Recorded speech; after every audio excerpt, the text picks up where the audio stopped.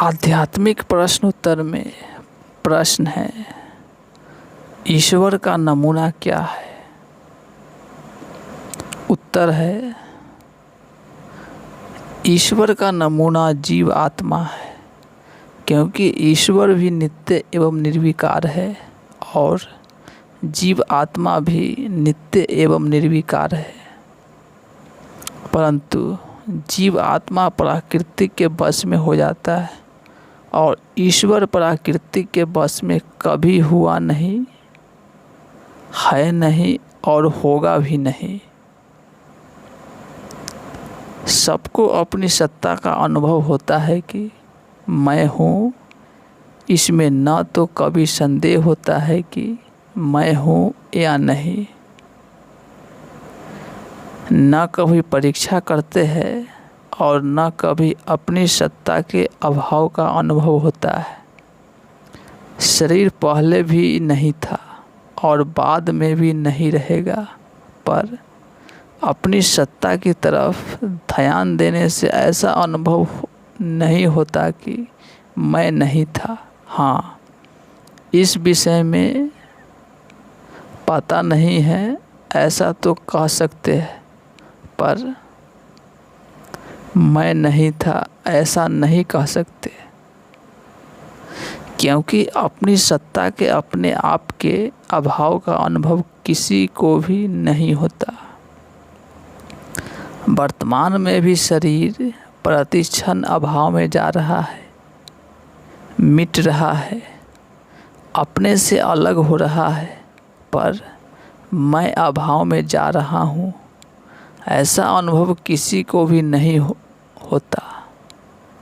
प्रयुक्त यही अनुभव होता है कि शरीर अभाव में जा रहा है।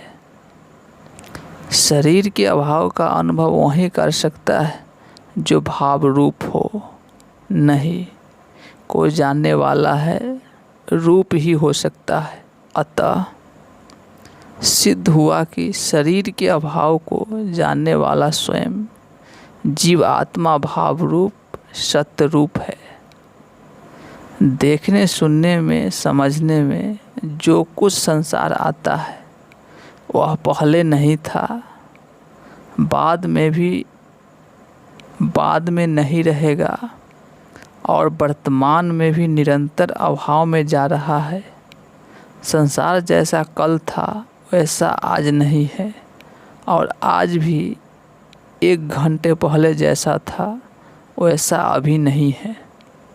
अतः संसार प्रतिक्षण अभाव में जा रहा है, नहीं मैं जा रहा हूँ। परंतु जिसके आधार पर यह परिवर्तनशील संसार टिका हुआ है, ऐसा कोई प्रकाश आधार रचयिता सर्वसमस्त तत्व है जिसमें कभी कोई परिवर्तन नहीं होता।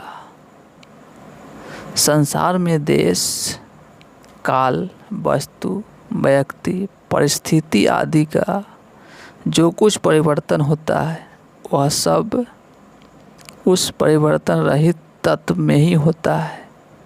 जैसे स्वच्छ आकाश में बादल बन जाते हैं, बादलों की घंटा बन जाती है, घाटा के वर्षोन्मुख होने पर उसमें गर्जना होने लगती है, बिजली चमकने लगती है, जल की बूंदें बरसने लगती है, कभी कभी ओले भी पड़ने लगते हैं। परंतु यह सब होने पर भी आकाश ज्यों का त्यों रहता है, आकाश में कोई परिवर्तन नहीं होता। ऐसे ही ईश्वर आकाश की तरह उसमें संसार का उत्पन्न और लीन होना, देश, काल, वस्तु, व्यक्ति, घटना, परिस्थिति आदि में परिवर्तन होना आदि विविध क्रियाएं होती है, पर वह ईश्वर ज्यों का त्यों निर्विकार परिवर्तन रहित रहता है। आपके मन में भी आध्यात्मिक प्रश्न हो तो आप पूछ सकते हैं।